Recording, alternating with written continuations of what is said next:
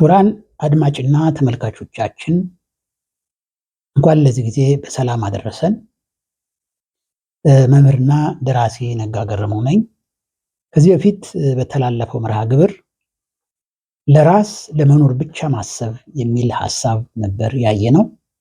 ዛሬ ደግሞ የምንመለከተው ርህሩህነት የሚል ነው። ኢትዮጵያውያን ርህሩህ ነን፣ ቅን ነን፣ ደግም ነን። በምሳሌ እንየው። ሰው ሲንቀሳቀስ እንቅፋት እንኳ ቢመታው እኔን ነው የምንለው። አይዞህ፣ አወቅንም አላወቅንም ይሄንን ድምፅ እናሰማለን። አይዞሽ፣ እኔ ልደፋ፣ ከልቡ ነው ደግሞ ይሄን የሚለው። ይሄ ውስጥ ላይ በማህበረሰቡ ውስጥ ያለ ፍቅር ነው፣ ርህሩህነት ነው፣ ቅንነት ነው፣ ትህትናን የሚገልጽ ቃል ነው። ይሄ እጅግ መሰረታዊ የሆነ አይዞህ በርታ የሚል አዎንታዊ አሳሰብ ያለው ሰውን ልቦናውን ቅን የሚያደርግ ርህሩህ የሚያደርግ ሐሳብ ነው የሚተላለፈው። ከዚህም በተጨማሪ ስንለያይ እና ተለያይተን ስንገናኝ የምንጠቀምባቸው ቃላት በጣም ወሳኝ የሆኑ ናቸው። ለምሳሌ አእምሮን የሚገነቡ የሚያስደስቱ እንደምን ዋልክ፣ እንደምን ዋልሽ፣ ደህና ዋልክ፣ ደህና ዋል፣ ደህና ዋይ፣ ሰላም ዋል፣ ሰላም ዋይ የመሳሰሉት እነዚህ ውለን ወደ ቤታችን ስንገባ እንደገና ጠዋት ላይ ስንለያይ የምንለዋወጥባቸው እጅግ ጠቃሚ የሆኑ አዎንታዊ አስተሳሰብ ላይ የተመሰረቱ ናቸው። እንግዲህ ከዚህ ነው ኢትዮጵያውያን ቅን ነን ብለን ወይም ርህሩህ ነን ብለን የምንናገረው ያለውን እውነት ነው። እነዚህ አዎንታዊ አስተሳሰብ ያሉት ቃላት ናቸው እጅግ የሚጠቅሙን። ሰው እርስ በራሱ የሚያገናኙ ጥሩ የመልካም ነገር መግለጫዎች ናቸው። ደግሞ ፍቅርን ነው የምንገልጸው፣ ትህትናን ነው የምንገልጸው። ምንም ይሁን አወቀ ወይም አላወቀ አይደለም። እንቅፋት ሲገጥመው አይዞህ እኔን የምንለው ይሄ አዎንታዊ አስተሳሰብ ያለው እጅግ ጠቃሚ ሐሳብ ነው። ይህን አዘውትረን መለማመድና መቀጠል ያለበት ትልቅ ሐሳብ ነው። እንዲሁም የሰው ልጅ ሲቸገር ያለውን ተካፍሎ የሚበላ ሕዝብ ነው። ይሄ እውነት ነው። ለምሳሌ ከራስ አልፎ ከሌላ ዓለም የወጡ የተቸገሩ ሰዎች የመጡ ሰዎች ሲቸገሩ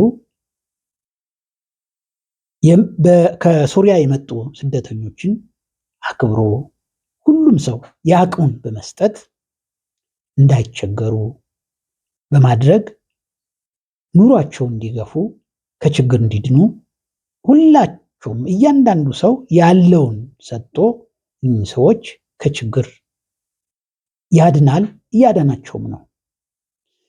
እንደገና እርስ በራሱ የመረዳዳትን ባህሪ እንመልከት። ጥሩ እሴት ነው ያለን።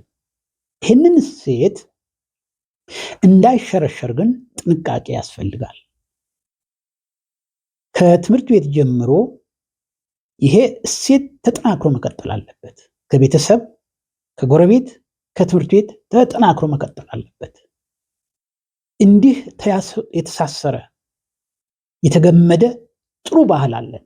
ያን ባህል አይዞህ አይዞሽ ተባብለን የምንተጋገዝበትን ባህል አጠናክረን ልንቀጥል ይገባል።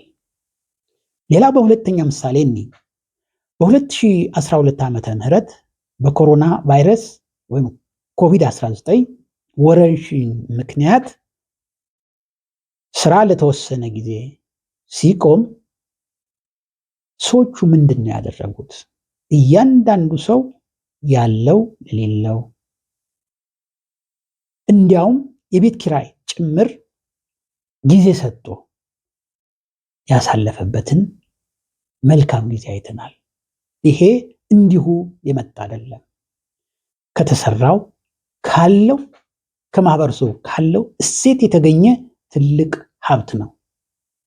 ያለውም ለሌለው አዳራሹን ሰጥቶ ቦታውን ሰጥቶ ሀብቱን ሰጥቶ ይህን ጊዜ እንድናልፍ አድርጓል። ይሄ የመረዳዳት ባህላችን በጣም ተጠናክሮ መቀጠል ያለበት ነው። ሌላው በዓመት በዓል ጊዜ የምንመለከተው ነው። ጎረቤት ለጎረቤት የሚጠያየቅበት የምንጠያየቅበት ሙስሊም ክርስቲያኑ አንድ ሆነን የምንታይበት የምንጠያየቅበት አንድነታችንን የምንገልጽበት የምንረዳዳበት ነው። ይሄ ነው ኢትዮጵያዊነት። እኛ ኢትዮጵያውያን ቅነን ሲባል ይሄ ነው። ደግነን ስንል ይሄ ነው። ታማኝን ስንል ይሄ ነው። ይህን ደግነታችንና ርኅሩህነታችን ግን መቀጠል አለበት። እንዴት ነው የሚቀጥለው ብለን ስናይ ሁላችንም የየድርሻችን ልንወጣ ይገባል። ለልጆቻችን ማስተማር፣ ለጎረቤቶቻችን ማስተማር፣ ሁላችንም የየራሳችንን ድርሻ መወጣት ይገባናል። መልካም ነገር አለን። ያን መልካም ነገር መመርመር ነው፣ መፈለግ ነው፣ ለልጆች ማስተማር ነው፣ መንከባከብ ነው፣ ትኩረት መስጠት ነው። ይህን ካደረግን የእኛን ቅንነት፣ ርኅሩህነት የምናገኝበት ጊዜ አሁንም አለ፣ ነገም ይኖራል። ስለዚህ ሁላችን ኢትዮጵያውያን ያለንን የተሳሰረ የተጋመደ መልካም ባህል አዎንታዊ ተስፋ ያለውን ቃል መጠቀም መቻል ያስፈልገናል። ወላጆች፣ መምህራንና ሌሎችም አጠናክረን መስራት አለብን። በተለይ መምህራን፣ ወላጆች እጅግ ትልቅ ስራ ይኖረናል። ስለ መልካም ነገር ደግ መሆናችንን፣ ቅን መሆናችንን፣ ርኅሩህ መሆናችንን ልንሰራ ይገባል። እስኪ ወላጆች፣ መምህራን ቅንነት ምንድን ነው? ርኅሩህነት ምንድን ነው? ኢትዮጵያውያን ላይ ያለውን ደግነትና ቅንነት እስኪ እንወያይ። በየቤታችን በየጓደኞቻችን ጋር እስኪ እንወያይ። በዚህ በቀረበው ሐሳብ ላይ በግልም በጋራም እንጠያይቅ።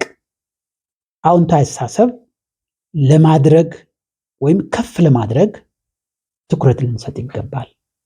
ምክንያቱም እኛ ያለውን ማሳደግ የሚገባን እኛ ነው። ከሌላው መጠበቅ የለብንም። የእኛን መልካም ነገር፣ የእኛን ጥሩ ነገር፣ የእኛን ደግነት ማንም ሊመሰክርልን አይችልም።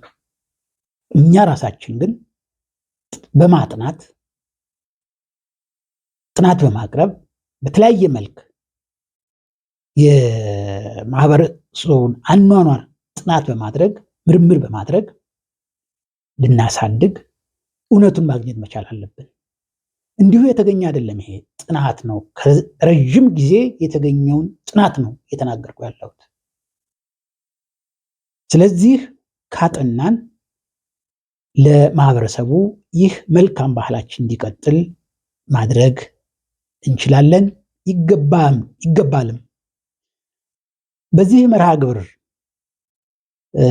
በመማማር መማር ሂደት ያልንበት እያንዳንዱ ሰው የራሱ መክሊት አለው፣ የራሱ አቅም አለው፣ የራሱ ጸጋ አለው፣ የራሱ ስጦታ አለው።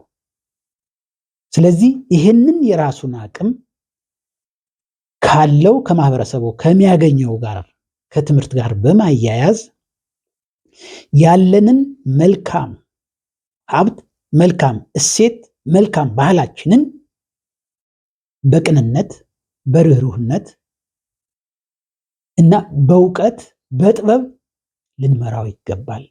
ልባችን ሁሌ ቅን ሊሆን ይገባል። እንዲቀጥል ይሄ መሆን መቻል አለበት።